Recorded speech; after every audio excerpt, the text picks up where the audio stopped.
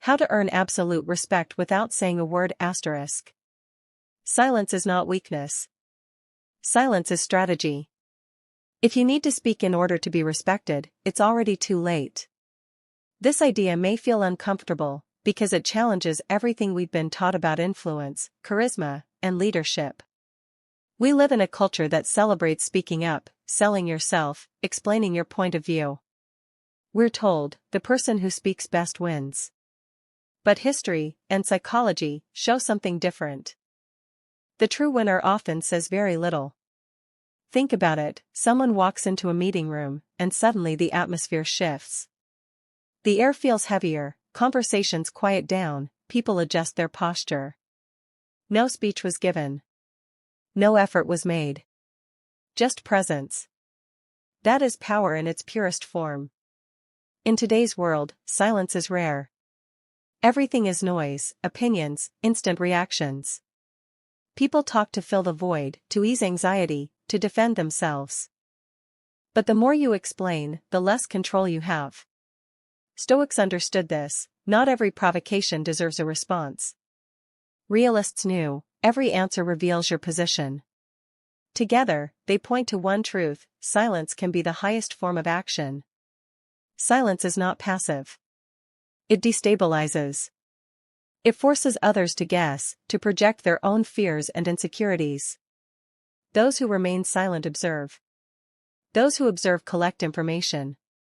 And those who collect information control the game.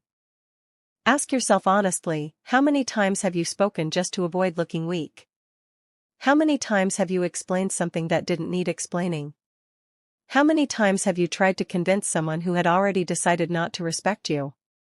Each of those moments was a silent surrender of power. For Machiavelli, justifying yourself to someone who has no authority over you is a form of kneeling. The silence he respected was not empty. It was full of intention, calculation, and self-control. Not the silence of fear, but the silence of someone who knows that too many words are just another way of begging. The person who masters silence is not absent. They are too present. Their calm is not passivity, but strategic superiority.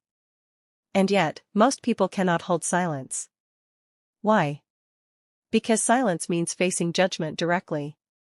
When we speak, we guide perception. When we stay silent, we lose that control. Only those with a strong inner center can withstand that loss without panic. Misunderstanding can be an advantage. A person who speaks little is constantly interpreted in different ways. Some see them as a threat, others as a mystery, others as authority. They don't correct these interpretations, they let them exist. Meanwhile, the person who talks too much desperately tries to control the narrative about themselves, and fails. Silence breaks the invisible hierarchy of communication. The one who answers everything submits to the pace of the other. The one who stays silent shifts the axis. The other person begins to wait. And those who wait, without realizing it, give up power. Respect does not come from kindness. It comes from structure. The world is organized around visible and invisible forces. Silence is one of those forces. It doesn't shout, threaten, or promise. It simply presses down. Think about a workplace scenario.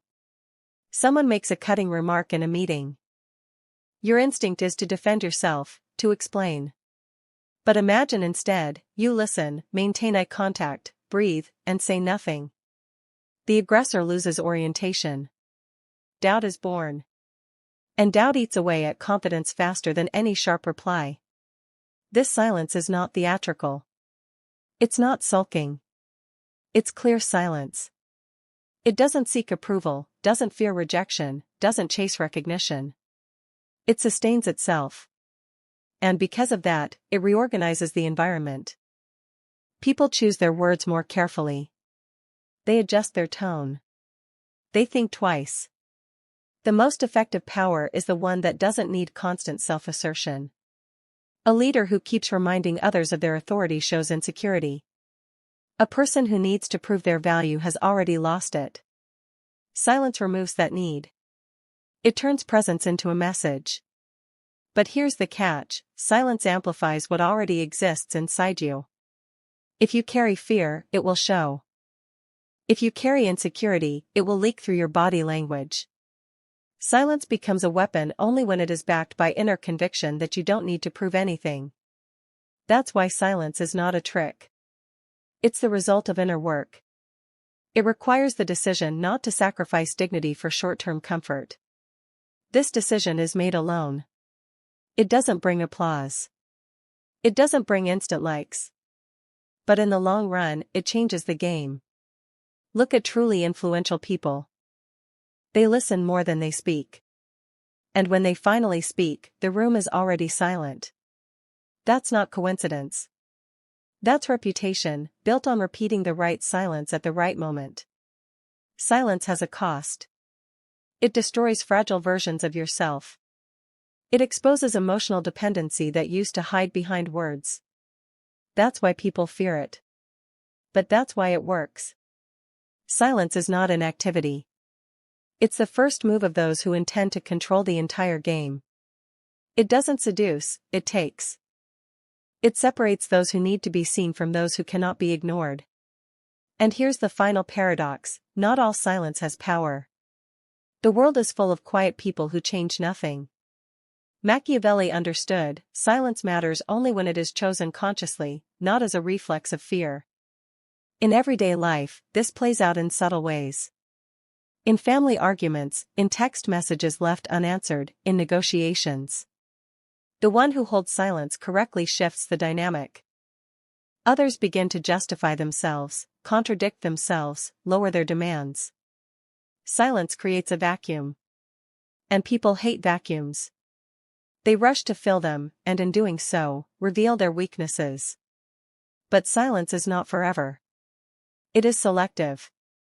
Speak little, but at the right time. Stay silent when others expect a reaction. Speak when others have exhausted themselves. This rhythm creates controlled unpredictability. And unpredictability breeds caution. The less you try to be understood, the more people try to decode you. The less you explain yourself, the more attention you receive. What is easily accessible loses value. What requires effort gains importance. This principle repeats everywhere, in offices, families, relationships, social media. The settings change, but the rules remain the same. And the ultimate lesson is clear: silence is not the absence of words. Silence is the presence of strength. And when used with intention, it changes the entire game.